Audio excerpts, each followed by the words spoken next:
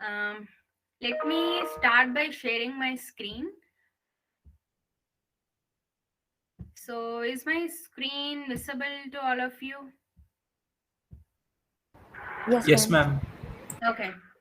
Yeah, so um it's my pleasure talking to all of you here, because it's always exciting to talk to MBA grads, right? Because you are the one who's front phase of innovation, and you're trying to make things happen for businesses, and you're moving the needle for any industry. So it's always exciting to talk to MBA grads. So it's my pleasure actually, and I'm calling this session Industry Connect, because I'm trying to bridge the gap that I see, that is existing, or that is expanding with your course in your management studies versus what is happening in the industry. And I belong to a software industry. I worked in a software industry throughout my career, um, and what I feel is there is always like what we do in RoundSqr, we are domain agnostic.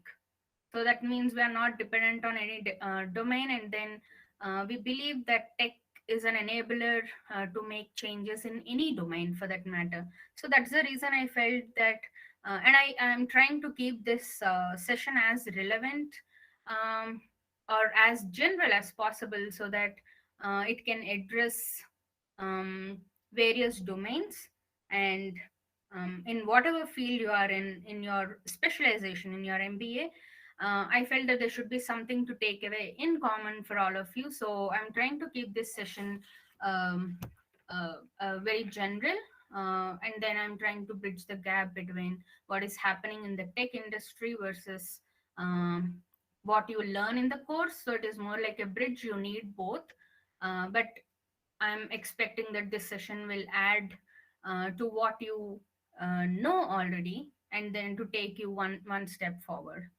So, starting with a joke. Mm, so, what do we do as managers, or once you are out of your MBA? Um, you're you're you're an MBA graduate now. What society thinks is you just make money, and what your former co-workers think, that you are just splurging money and burning money. And then what do your friends think, that you are just partying all the time. And then your parents always think that we are studying. And what we really think about ourselves is like Steve Jobs trying to create a dent in the universe by becoming entrepreneurs. But what we really do, we make PPTs and we are on the Excel sheets. So this is just to bring the mood a little lighter. So how many of you agree to this? You can actually unmute and talk. That's pretty right. And the least that we think of is doing MBA from remote. That's right. So, and do you know? I mean, just to add a fun fact, the first MBA course, when was that started? No, not really. When was that? So it was 1908 in Harvard School of Business Administration. So it was 1908, the first MBA course. And I think we are pretty sure that we came a long way from 1908. It's almost 100 a century.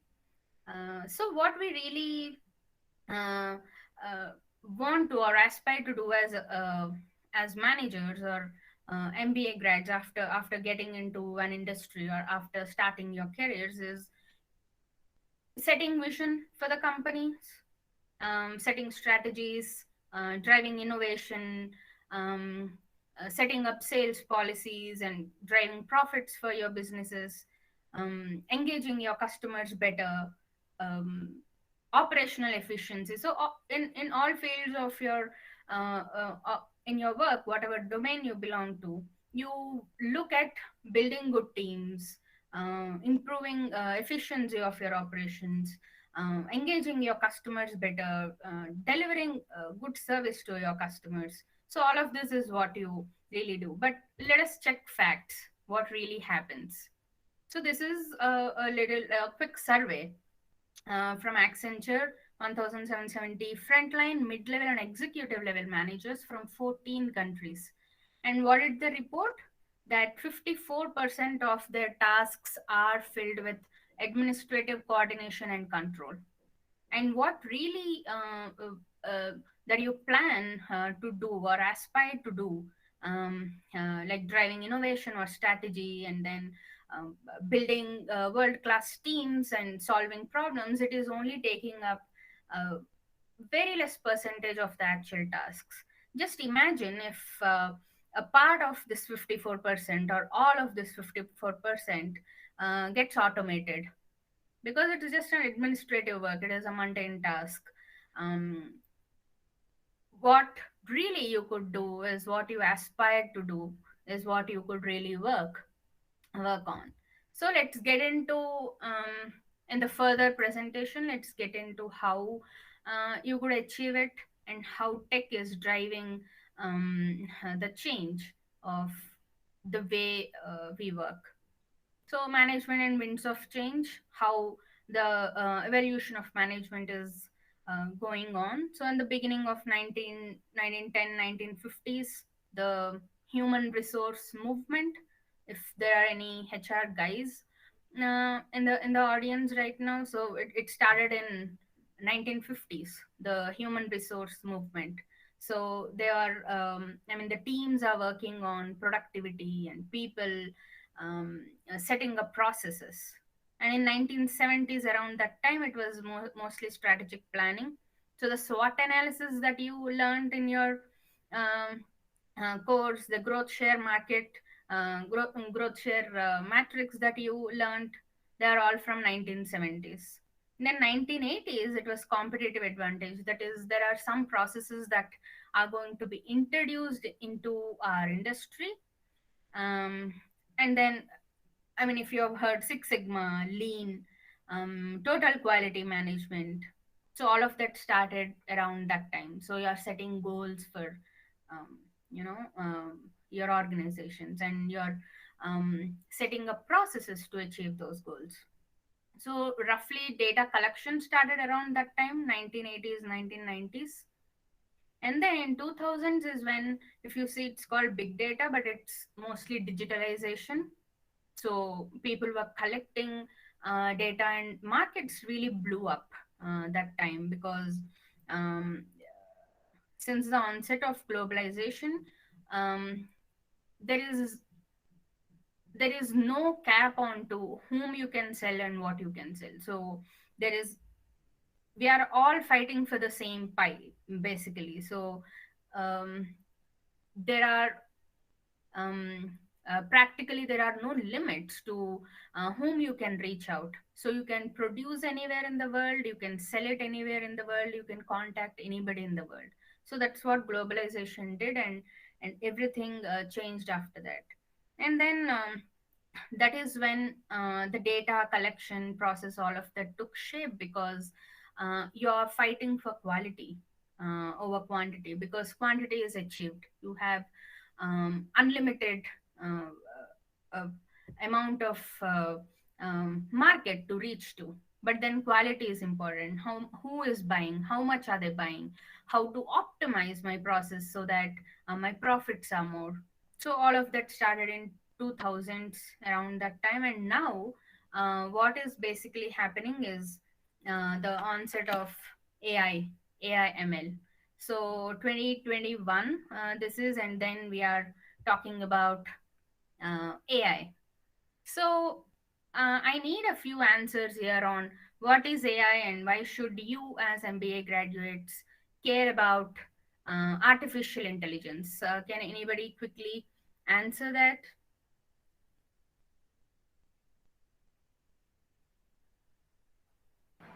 So as far as I know, Artificial no. intelligence Yeah, Maniti, go on. means that we inbuilt in a system or code, so they just follow the rules what we say. So it is something like there is a meme saying that artificial intelligence says if else. It's a kind of a nested if condition where there is no end. So only the condition which has the correct set of instructions will work, and the remaining won't work. Okay, and anybody else? That's close. Not completely true, but yeah. Yeah, ma'am. Hardik this side. So, as far as I know, the name itself defines it's like artificial intelligence. So, something which machines are learning from big data and from their experiences which they are learning. That's something we call it as artificial intelligence. Like if they are getting we are adding the information and they are grasping it, and according to that data they are presenting themselves. So that's something I know. Okay. We allow the Ye- computers Yes, to ma'am. And patterns. Yeah. We allow the computers to make patterns, and depending upon the test data that we give, they analyze the data and process the data, which they don't know in the future. Okay. Okay. Close. Somebody else was also doing Himani. No, I think it's Gunjan. Gunjan, you were trying to say something, right? yeah, yeah, we care for it because it always increase our efficiency and accuracy. That's why we care for it. Okay. Okay. Good. So, and next few slides, I'll tell you what really AI is, because RoundSqr is into data analytics, AI, and ML. I think I'm getting a resound in. Um, Somebody should, I think, mute themselves.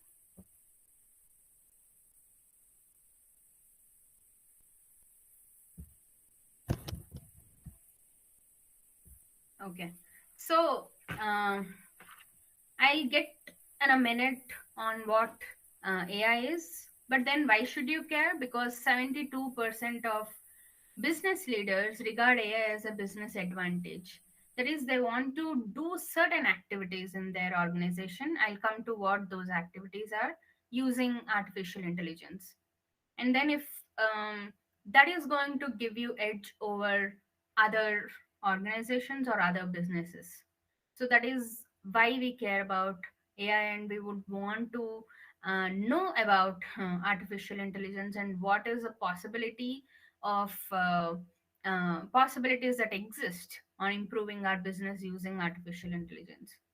Actually, you guys can keep asking me questions or put a message, or you can stop me in between and ask some questions, or we can take all the questions at last.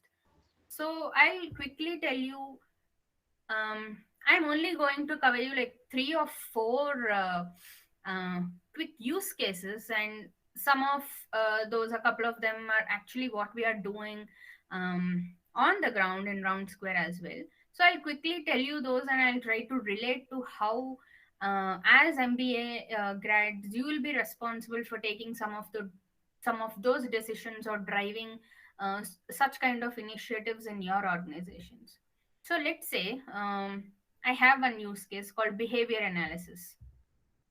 So what happens and what AI can do here really is AI is going to analyze, let's say, somebody's facial expressions, the choice of words, their tone of voice, and then uh, decide whether the particular person is a best fit of best fit to work in the company. So this kind of analysis is possible with artificial intelligence for, let's say, a HR manager. So along with analyzing your resumes, conducting interviews, what if I have um, an artificial intelligent model explaining me the expressions, the content, the voice, the tone, whether the person is happy joining here, uh, what is the person meaning, and then I decide whether an employee is best fit. Or let's talk about demographic analysis. So this, I think, a lot of you will be aware of. Um, this particular stats is from Facebook. So, how many new likes, unlikes, what geolocations, what age, gender. So, I have details of all of this. And then, let's say I'm looking at customer acquisition. previously or in the post in the pre AI or data analytics phase, what used to happen is spray and pray. So you just send emails to a lot of people, or you try to connect with a lot of people, and then you just some people will respond, some won't, and you don't have any kind of data about who is accepting your proposal or your products or services, and who is not. But right now I can define what kind of people I want to acquire, what kind of customers I want, what kind of customers should I be promoting my product, what kind of customers I should be advertising to. So, and then the complete analysis is, this is just one social media, which is like Facebook. This is just an example, but then I have data like this from multiple social media sites, let's say. Then I can um, very precisely throw ads or show content which is very very relevant to that particular customer. So your customer acquisition becomes very uh, easy, or I would say effective. And then let's talk about another use case, like fraud detection. So let's say you are into finance, and then there are a lot of customers that are doing multiple transactions, and there is a lot of data that I collected about the customer that is doing this particular transaction. So based on the profile of the customer, the kind of transactions that the particular person is making, um, uh, it has become very easy for us to reduce frauds, because with the type of, with the background of the uh, customer, or the kind of places that is transacting. So with data like that, I can reduce the fraud. So if you are into finance or accounting, and into finance, then this becomes a very big use case. I think a lot of banks already have it in place, but then this is one use case that is possible using artificial intelligence. And then, I mean, I need not tell you about this advertising. So let's say I search in Google for, let's say, a watch or a bag or a dress, and then that ad appears everywhere. So on Facebook, on Instagram, on my I mean, just what not, everywhere. And how is it happening? I searched it somewhere else, and I'm sure after this talk, I think I'll be bombarded with ads to pursue MBA, because I opened a lot of sites on MBA management evaluation and all of that. So I think I'm sure I'll be bombarded with ads to pursue MBA right now. So, and how is I mean, what is going behind the scenes to make this recommendation of an ad, or recommendation of a proposal of a product happening because of artificial intelligence or machine learning? So, like all of you gave multiple answers to what artificial intelligence is. So, artificial intelligence is not what we think of as shown in the movies. That is, they're taking over humans, they're becoming more and more intelligent, and somebody comes, they fight, and not all of that. And then, how old do you think is artificial intelligence? So, this is a Time magazine um, of 1996. So that is when the first, the world got to know that machines are able to think. And then let's quickly, with a few answers that I got, let's quickly see what artificial intelligence really is. So I have just put down some tasks here. So formal tasks. So artificial intelligence is nothing but an algorithm. So it's a program. It's somebody, a machine doing a few calculations, applying few logics. So that is what is all about artificial intelligence. It's just an algorithm performing certain tasks. But what kind of tasks and what goes behind the machine's ability to perform the tasks, and what kind of training you give? Like somebody mentioned, we train it to perform certain tasks with the data, and then the data is analyzed, the data is processed. So yes, all of that varies, but at the end of the day, it is set of a few tasks that a machine is going to perform. So let's take up formal tasks. So if you have heard of the Go game, actually AlphaGo of Google, it defeated human in playing that game. So it is a 19 by 19 grid, a little more complex than chess in number of moves that need to be considered. A little complex game than chess, but then a machine was able to defeat a human in that. And then there are typically a few tasks like that where a machine is performing better than a human and it is defeating a human.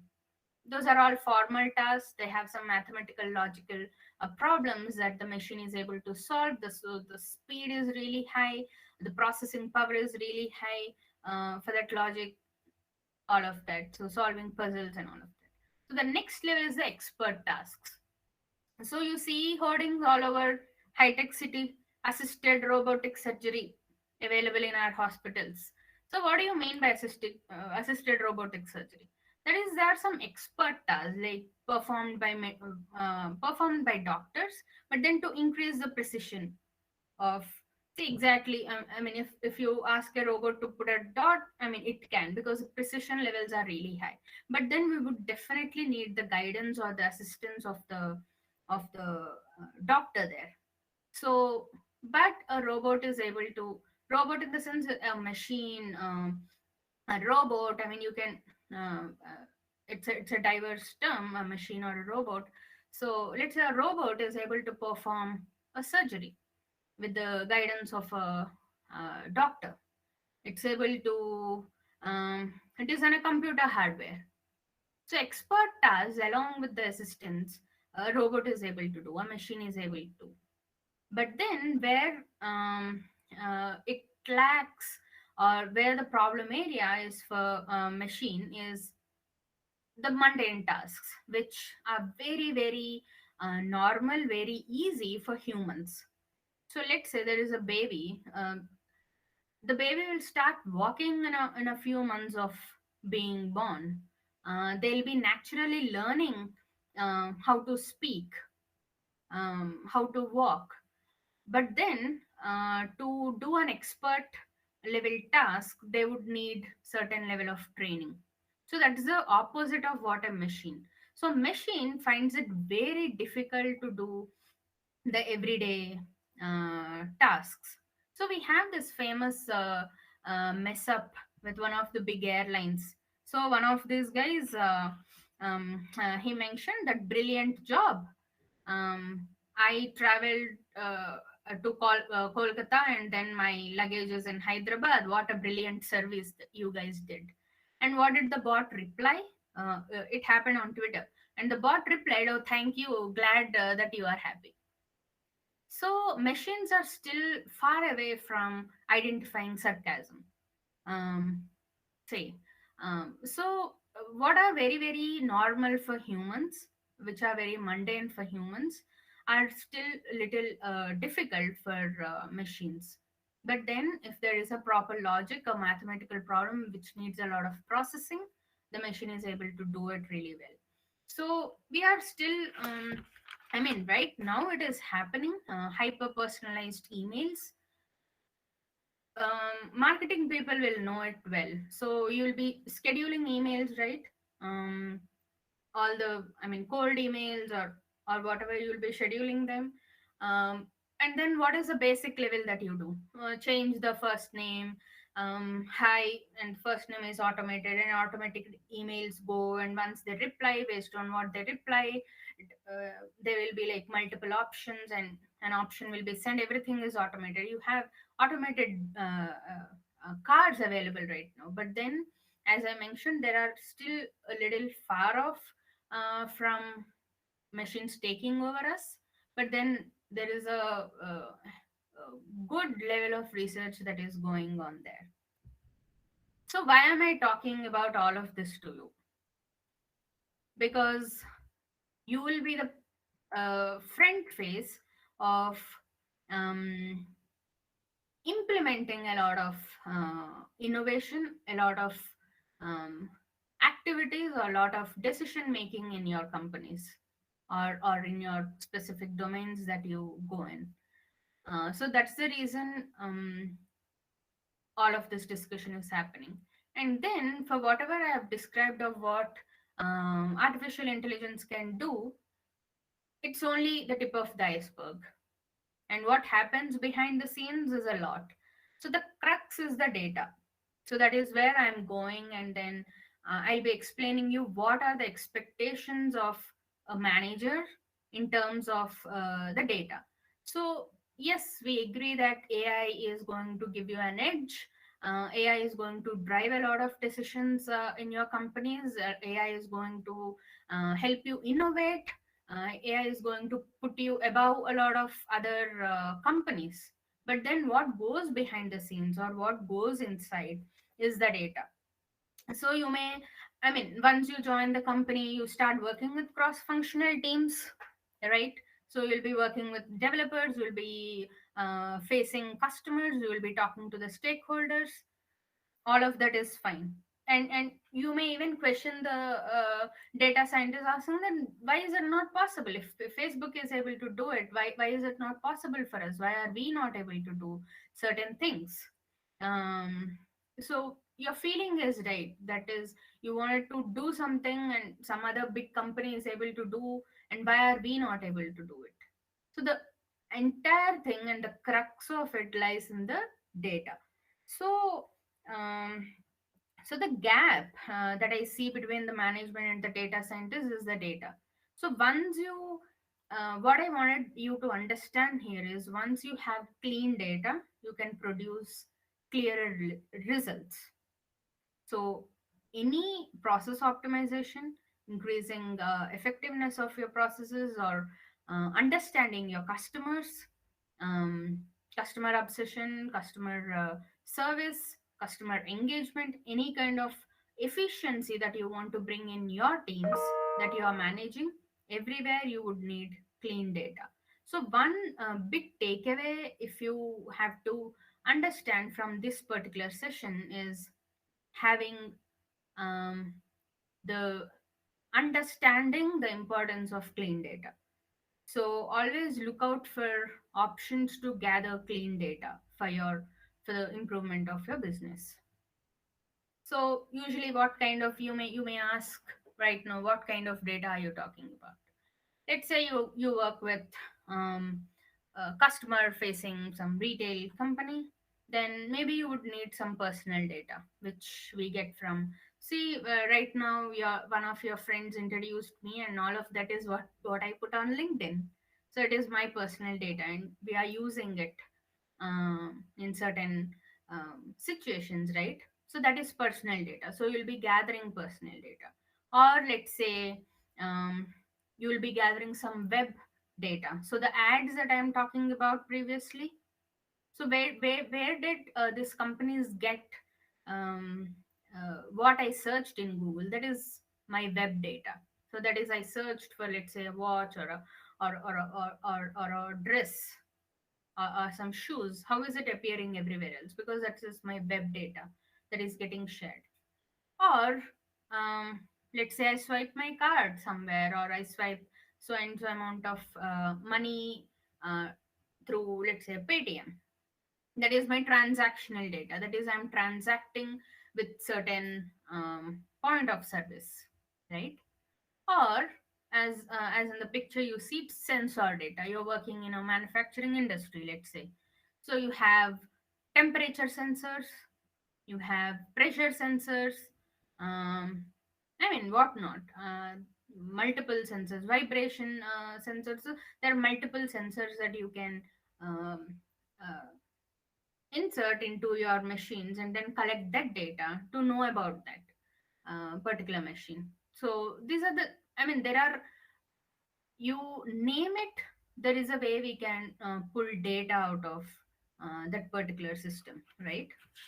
It may be a person, it may be the transactions, it may be a company, it may be a machine, it may be a locality, it may be a group, It may be a segment, it may be a community, it may be a college. So you name it, there will be a way for us to, get data out of it. And then let's quickly understand the importance of handling data. So now you understood, just to connect the dots, now you understood that how management is evolving and how AI can put you on the edge or give you an edge. And then to implement any of the AI innovations or AI infusion into your systems, you would need data, and the data needs to be clean. And you understood what kinds of data you could collect when you have when you are in a responsible position. And then now I'll talk about how you can handle the data. So it's more about what you could do with the data. So we'll quickly run by all of these points. So define objectives. So first you need to understand what you want to do with the data. So let's say you are in a manufacturing company and you are collecting Facebook uh, personal data. It may not be completely relevant for your business objectives. You should clearly understand what your objective is, what your business goal is.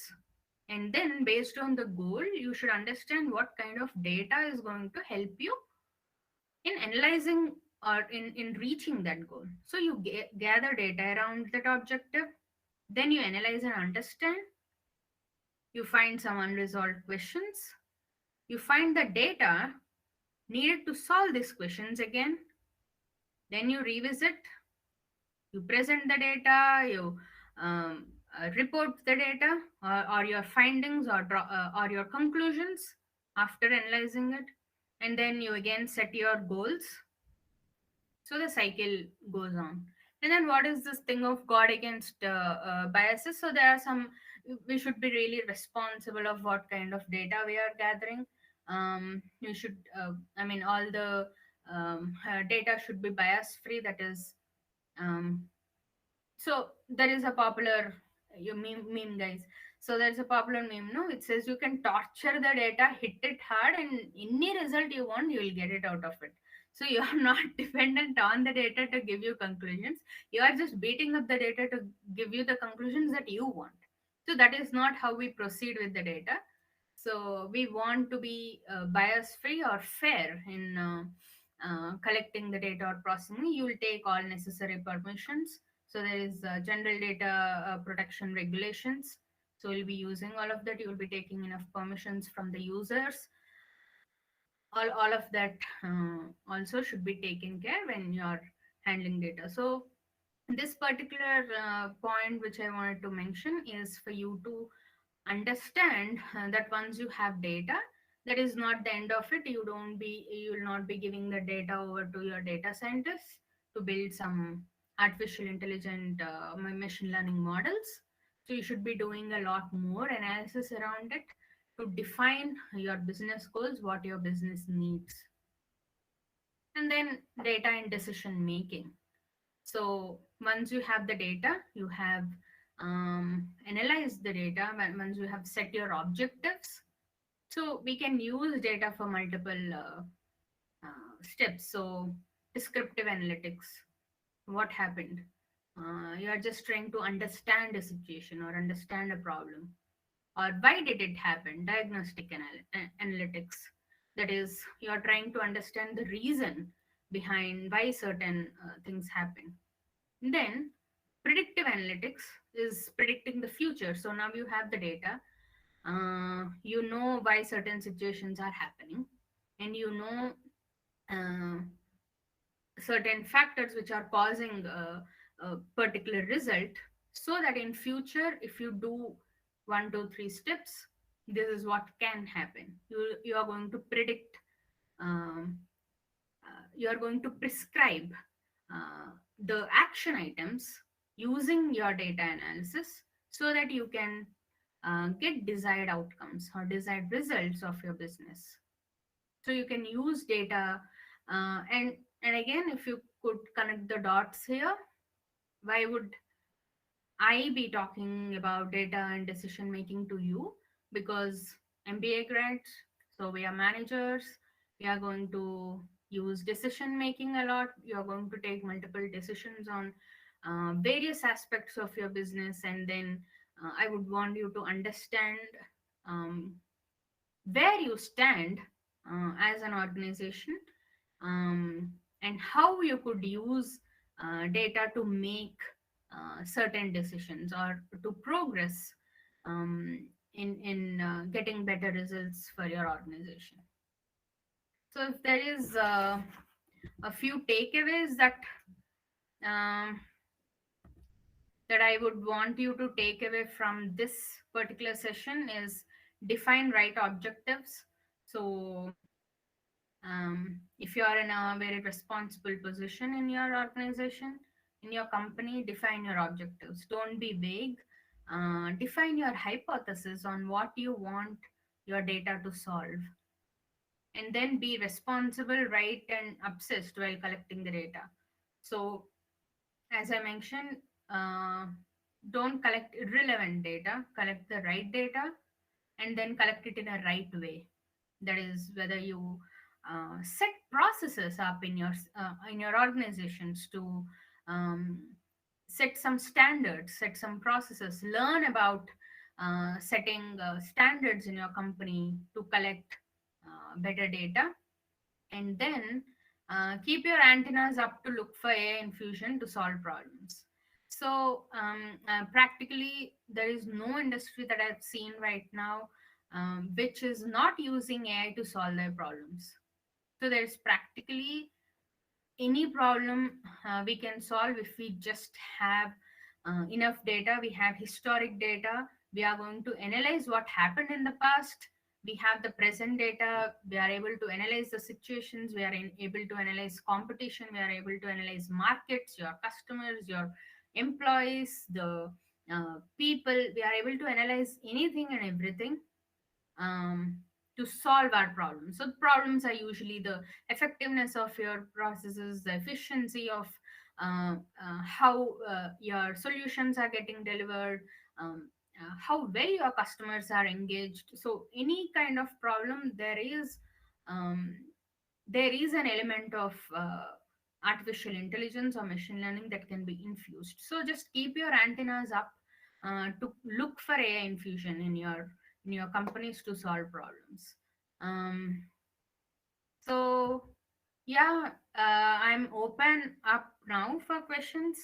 So whatever I wanted to give, um, I think I'm done. So if you have any questions, then we can quickly take them up.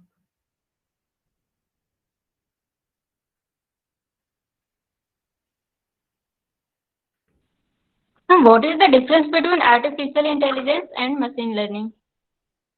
Okay. So I think I'll stop. So artificial intelligence is um, basically a machine is trying to mimic humans.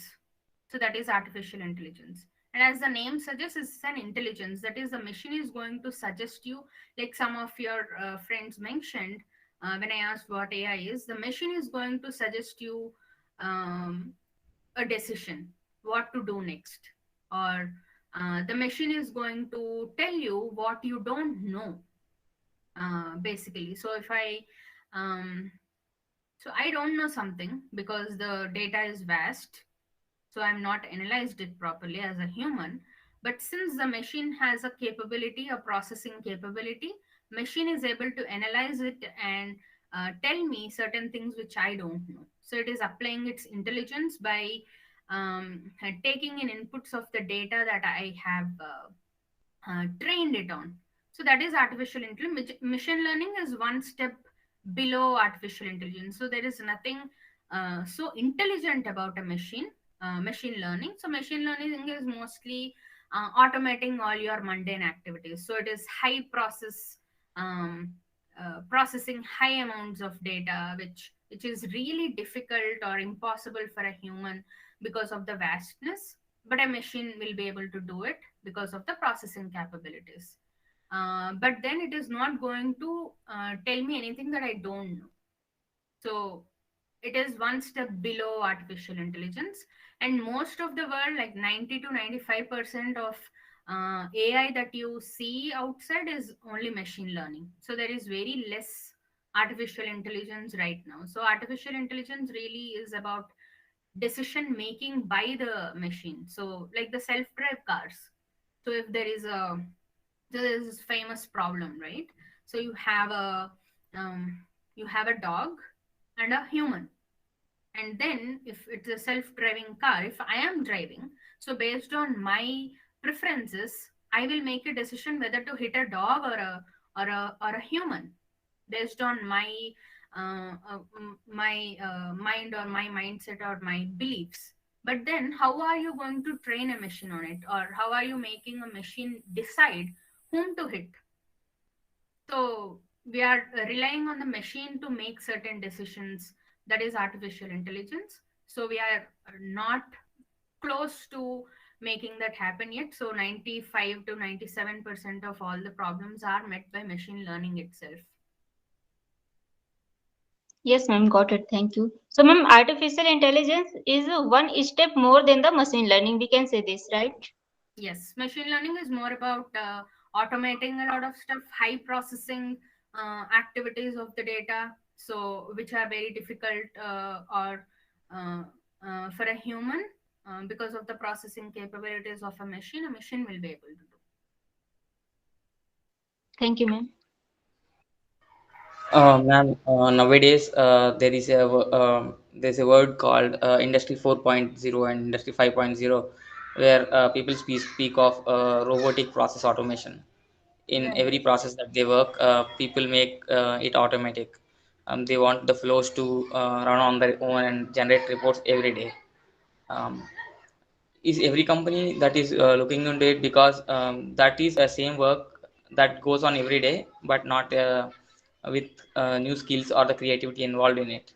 Is there anything, any tool or a service that is provided with adding new changes? Can we think about it? So, so actually, when a few years ago, when we say digitalization, we are talking about just having a website and then having your employee data on the web or on the cloud, and processing their, let's say, salaries on a machine. All the calculations are happening on the machine. So that was what we were talking about a few years ago. But right now, when we talk about Industry 4.0, like you mentioned, um, let's say I want reports to be generated every day.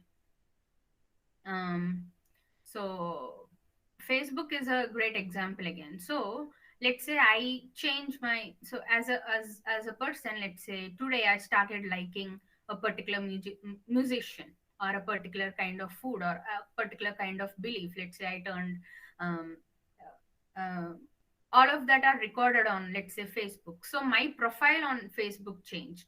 So that kind of real time analysis was not possible for humans to do, because who will be generating that report every day? So yes, there are definitely, so these days when we talk about digitalization, as you mentioned, that's the first entry into machine learning for any company. So if there are any mundane tasks that a company is performing, so like you mentioned, generating reports or collecting data, uploading data, or updating all their systems with the data, translating one kind of input to another kind of input for better consumption. So any kind of mundane activity that a company or an organization is doing right now can be automated, and then that would be the first step for any organization to think about.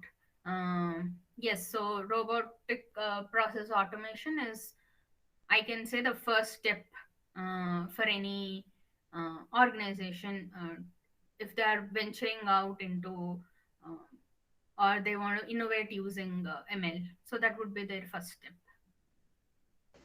Okay, ma'am. Thank you.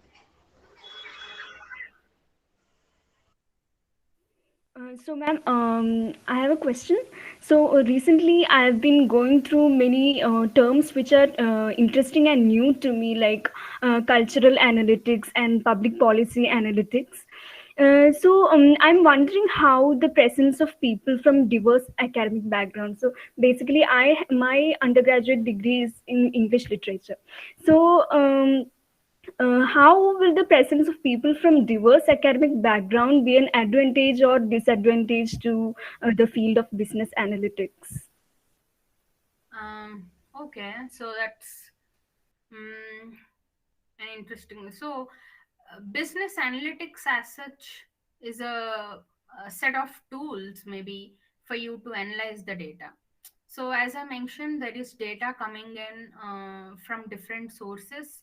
So, let's say you're working in a manufacturing unit, you have data of your employees, of your systems, of your machines, of sensors, and everything. If you're working in a software company, you have different set of data coming in. So, data analytics is basically again very specific to what you learn in your course, is set of some tools that will help you do the data analytics. So that has nothing to do with your background as such. But then if you want to take advantage of your background um, into data analytics, then you can choose that particular domain. So for example, if you are into English literature, so there is some interesting uh, use cases that are coming up in literature. So how the literature is evolving right now, there are a lot of biases introduced by the literature. So for example, there was one book, and in that a doctor was always referred as he and a nurse was always referred as she. And then that became a huge issue because um, a doctor can also be a she, right? Why is a nurse always called a she? A nurse can be a he as well. So if you really want to utilize your domain expertise that you already have, so you can venture out. So this is a book that I'm talking about. If you're talking about English literature, so if you can analyze data from previous previous ages to how news is being reported in the current uh, scenario. So, are there any biases?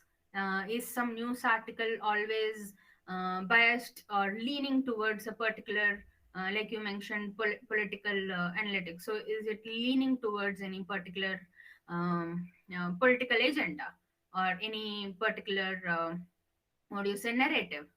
So if you can really want to utilize your domain expertise, you can utilize. But as it is, if you ask me about data analytics, it is very, uh, it is not dependent on any domain as such. Anybody can take up data analytics. Data analytics is a set of tools at the end of the day, and then when once you have the data, you just analyze it and then draw certain insights out of the data.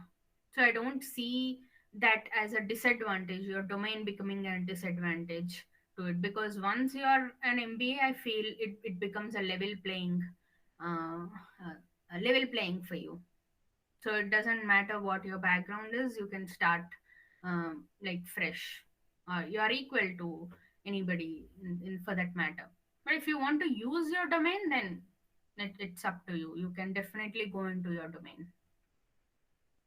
Okay, ma'am. Thank you for the answer.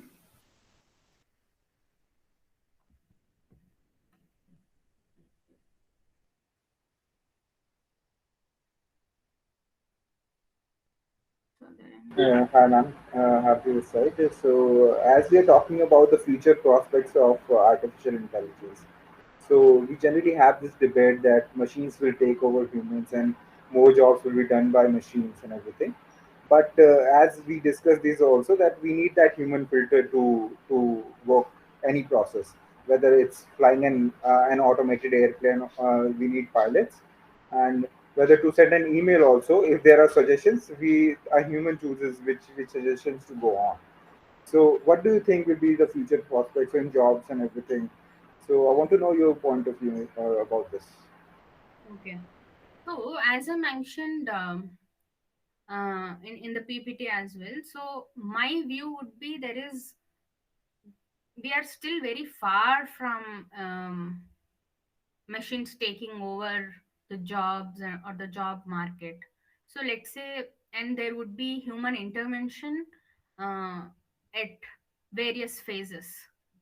Um, so where I see, or right now is the time where a lot of companies are getting into artificial intelligence or machine learning. And the reason being, right now the computers or the processing power of the infrastructure that we have increased a lot. So the artificial intelligence existed from a few decades, but then why is it now popular now? Is because the infrastructure has become advanced. The infrastructure is now supporting that kind of at a very lesser cost compared to previous decades. So the infrastructure is now supporting all of that. But then when you ask me the future, so right now what I feel is every company has got into this culture of collecting data, but then there are very few companies which are utilizing the data to make decisions or to draw certain insights, or to really do some changes in their processes, or so very few companies are actually doing. They are still in the collection phase. So right now if you ask me, the boom will be where a lot of companies utilizing that data. So we have data, just that we'll start utilizing it. And in the future, like you mentioned, there would always be human intervention. So even if there are a few jobs going away, there will always be new jobs emerging. So that was the trend always. So there was a plow and a couple of uh, bulls doing farming. Then a tractor came in. But then what happened? A person is sitting on the tractor and doing it. Just that the speed increased, the efficiency increased. So I see that even in future the same thing is going to happen. You are going to make your processes better. You're going to make your efficiency better. Your productivity increases. The systems perform better. The operations become very easy. Uh, but human intervention will still be there, human jobs will still be there, and then where a human contributes will still be there. Just that the aspects where we would need speed, precision, accuracy is what is going to be improved, which was difficult for a human or prone to human error is going to be improved, but not completely taken away. So even if, I mean, there are cases like that, but then um, one person doing one task in a day, right now a drone is doing it in, let's say, one day. But then there is again a one person sitting and operating the drone. It becomes like that. So there will still be a human intervention, but as I mentioned, the precision, accuracy, speed, efficiency, that is going to be increased. Yes, ma'am. But like our parents say a lot nowadays that you keep on using your mobiles and your laptops. You're always on them, and it will affect your mental health and everything. So these things are also discussed by various businesses as well. That these are actually creating anxiety and depression in their employees, and they are not being productive as such. So how will they be managing these two things together? Like a boom in these machine learning and dealing with machines a lot of times, and then dealing with their health as well and their so you got my point, right? So So it is like I mentioned, the takeaway. So it is your business objective. So what your business want, I mean, what are your business objectives or goals? For Facebook, let's say it is money making, and they want to make a lot of money by throwing correct ads or relevant ads to me, or they want me to hook onto their app. So like let's say Instagram, or they want me to hook onto that app. That is my business objective. Let's say I train the machine to be like that, or I use the machine to to achieve that business objective. But let's say my objective is we have enough digital well-being tools right now, so their business objective is to reduce your screen time, to increase certain things. So machine is just performing what I'm asking it to do. And so that is the reason I'm the one of the key takeaways is defining your business objectives and then being right about collecting your data and using your data. So if you're utilizing the data for um, yeah, there will be companies maybe in future bigger than Facebooks and Facebooks of the world, which are going to fight mental health and mental health well-being. So, and I think the same machine learning will be helping achieve that as well. Ma'am, like see, the privacy is the next big thing for everyone, and see, even companies like Apple is trying to block the Facebook from tracking the data. And future we can see to beat Apple, Android may introduce same kind of thing. So how digital marketing is going to be affected with this?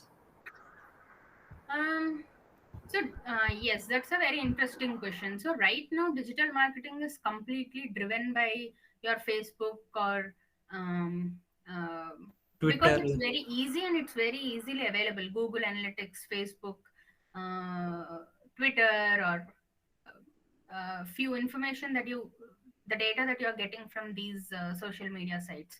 But then there will always be data that a person is going to expose, which is relevant to us. Like, let's say I go buy groceries and I swipe my card in supermarket. That is a data.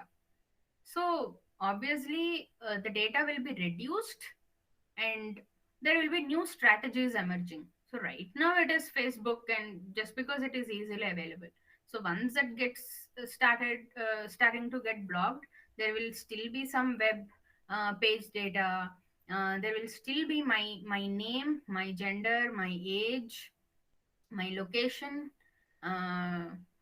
tracked somewhere, my web, like I was mentioning, I search for an ad, or I search for a particular location, or I search for a particular dress, that can still appear. So but then definitely that's going to be um, changes in the strategy. I'm really not sure how, what is that change, but then we'll be like sailing through, or changing our strategies accordingly. But yes, there will be definitely an effect.